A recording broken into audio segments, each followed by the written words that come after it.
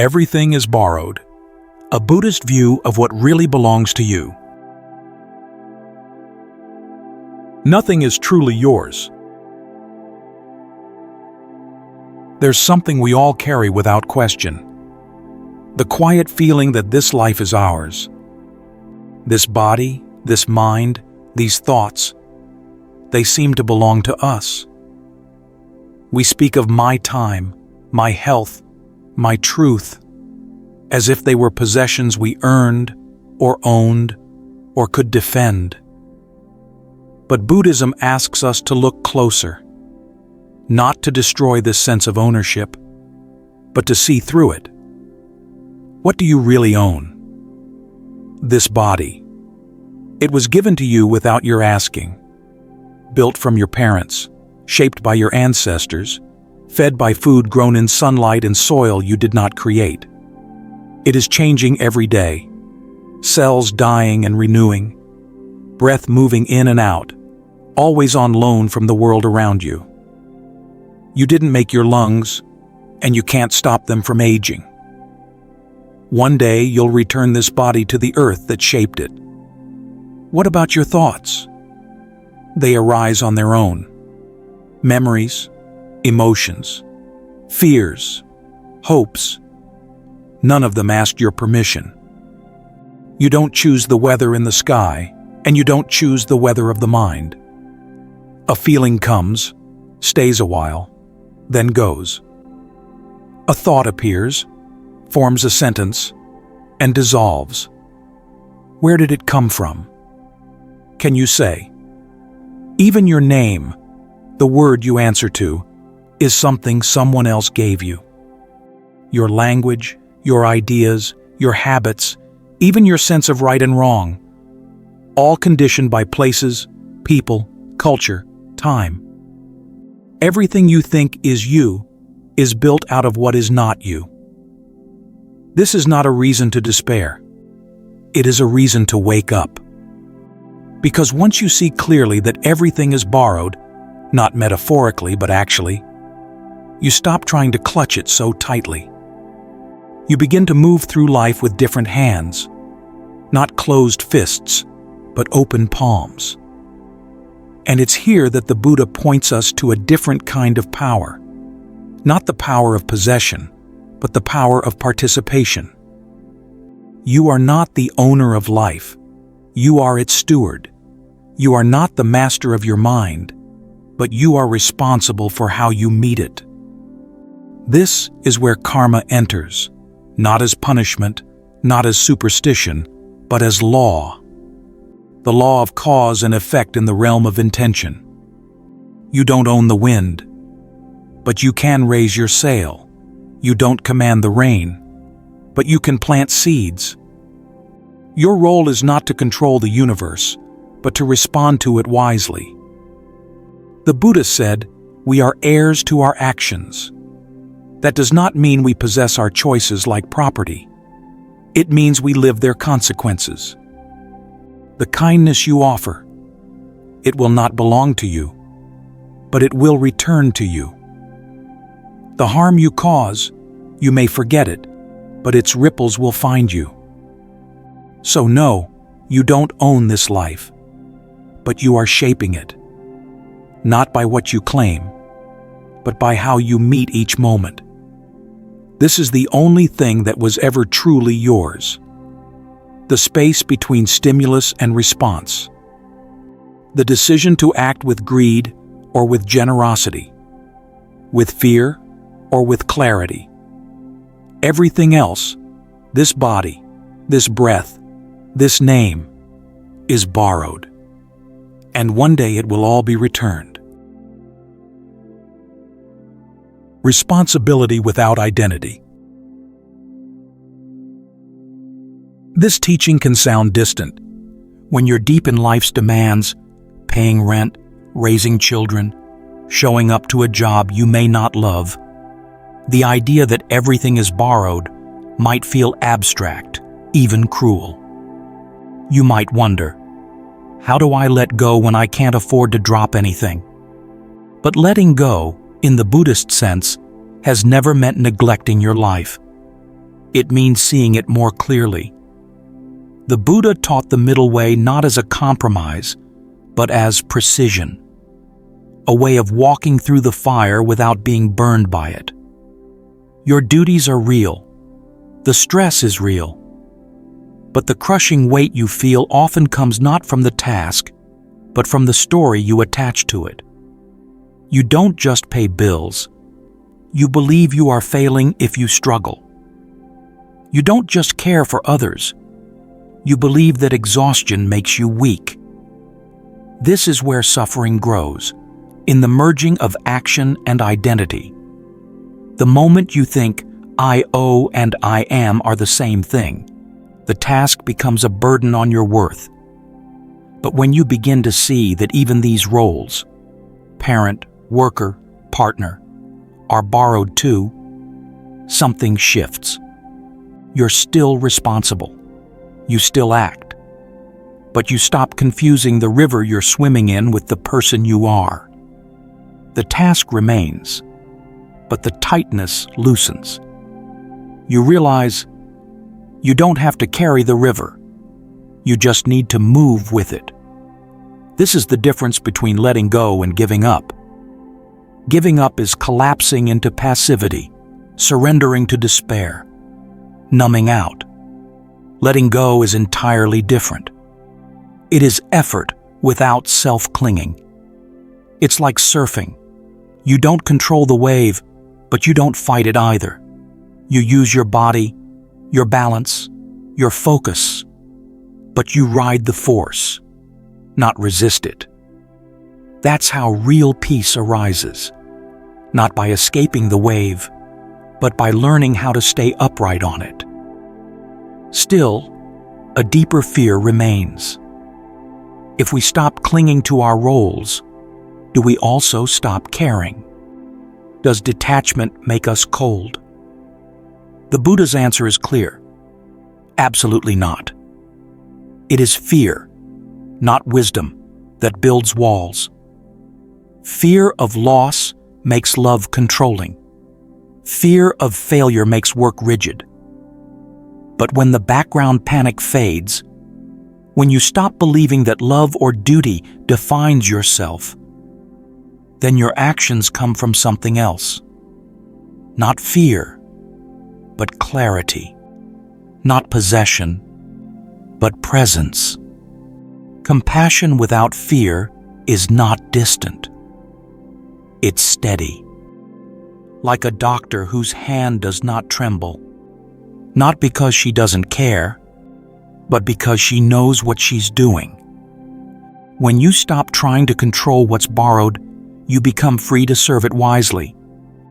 You become a better parent, partner, friend, not because you hold tighter, but because you hold cleaner.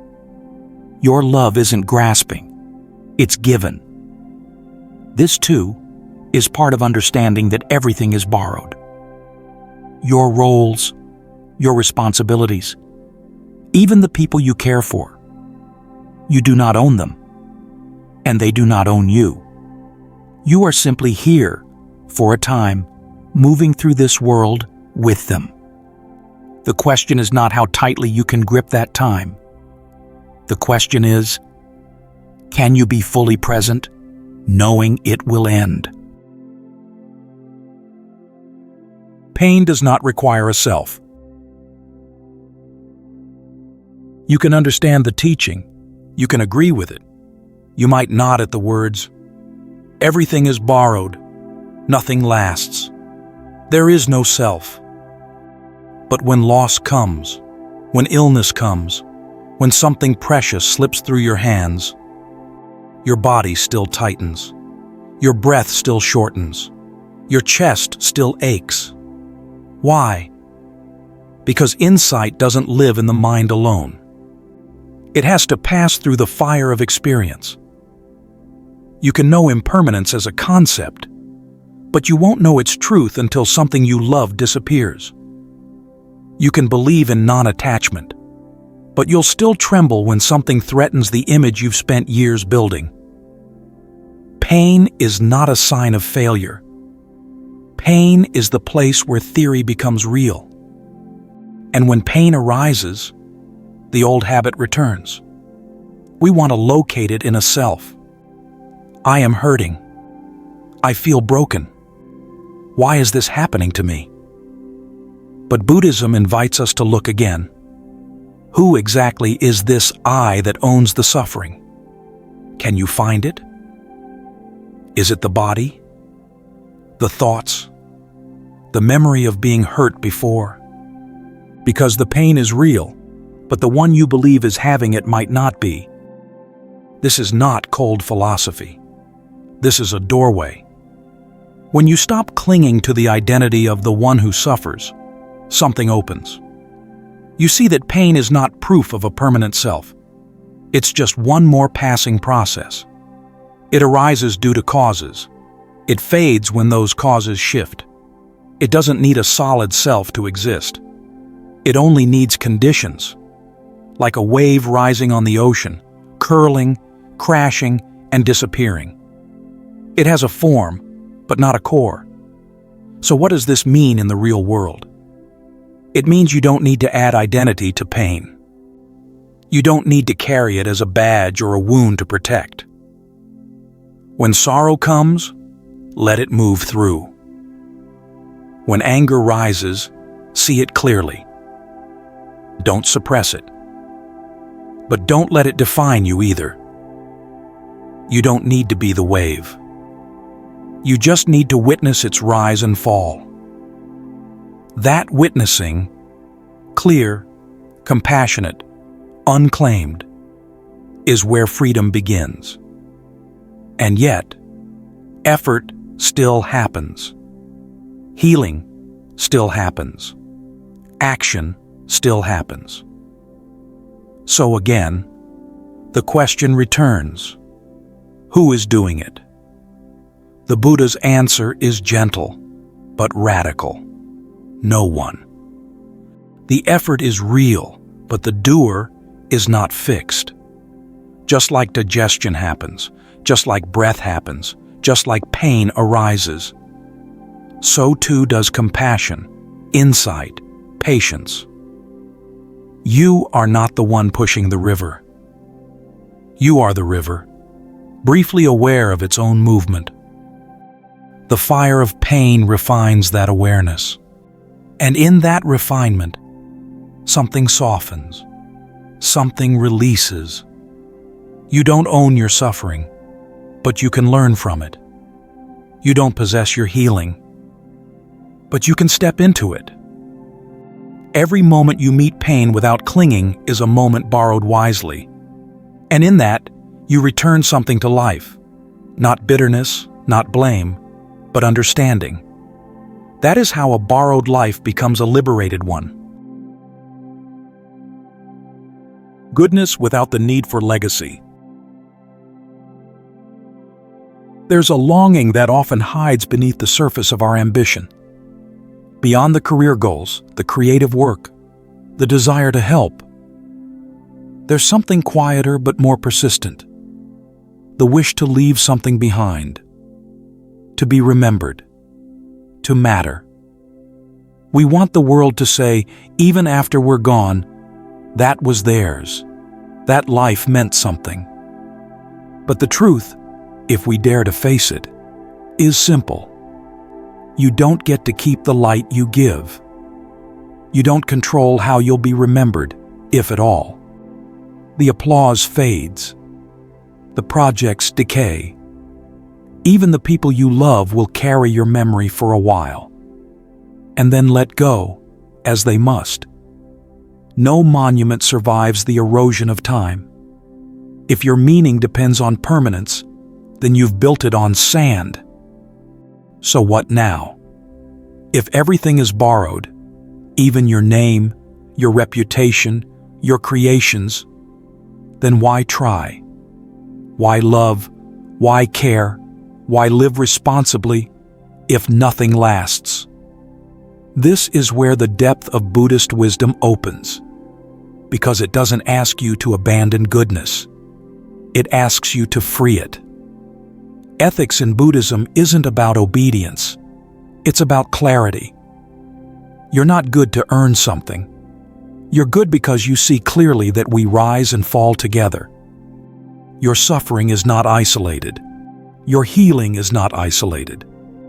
When you act with mindfulness, kindness, or restraint, you are honoring interdependence. You're moving with the fabric of reality, not against it. The great teacher Nagarjuna said that emptiness is not the denial of life. It is the space in which compassion becomes possible. When there's no fixed self, no permanent ego to defend, your actions become less about gain or image, and more about the simple truth of cause and effect. You don't need to be someone to do good. You just need to be present, awake, responsible. And then there's love. Fear tells us to love with a tight grip, as if the more we cling, the more real it becomes. But the Dharma shows something else. Real love is not a transaction. It is a gift that doesn't seek to possess. A flame that lights another without needing to control its shape. It flows not from need, but from freedom. The Bodhisattva, the awakened one who returns, is not seeking legacy. They act because the boundary between self and other has dissolved. Helping isn't heroic, it's natural, like the sun. It doesn't try to shine, it just does, and you don't get to keep its light, but you live in it. So maybe this is what it means to live wisely in a borrowed world. Don't try to possess what you give. Don't cling to what you create. Let your goodness be like a song played with full heart, even if no one remembers who played it. Let your compassion be like water, nourishing where it flows, without asking to be named. Because you can't keep the light, but you can be the reason it reaches someone. Live a borrowed life fully. So now you see, nothing is truly yours. Not your body, not your feelings, not your name, not even this breath. All of it, borrowed. All of it, to be returned. That might sound like loss, but it isn't. It's the beginning of a deeper kind of life. Because when you stop trying to own what was never yours, something else opens. A kind of freedom that isn't flashy, but quiet, grounded, honest. You begin to live not as a possessor, but as a participant. Not trying to grip life into permanence, but learning how to meet it with grace. This is the invitation of the Dharma, not to escape the world, not to float above it, but to live inside it with eyes open. You chop wood, carry water, answer emails, sit beside your loved ones. Not to control any of it, but to be present for all of it. This is what it means to live a borrowed life fully, to stop asking, "What do I get to keep?" and start asking, "What can I give while I'm here?" Because you won't get to keep much, not your achievements, not your legacy, not even your memories. But the moments you meet with full presence, they don't need to be kept. They are complete as they are. A breath taken with mindfulness, a word spoken with kindness, a pain held without resistance. These are not things you leave behind. These are the ways you disappear gently into the world, having made it a little more awake. And when the time comes to return everything, the body, the roles, the story of me, you'll do it with open hands. Not because you gave up, but because you gave well. So no, this life was never yours, but it was given to you completely. And the real question is not what you owned. The question is, how deeply did you live what was given?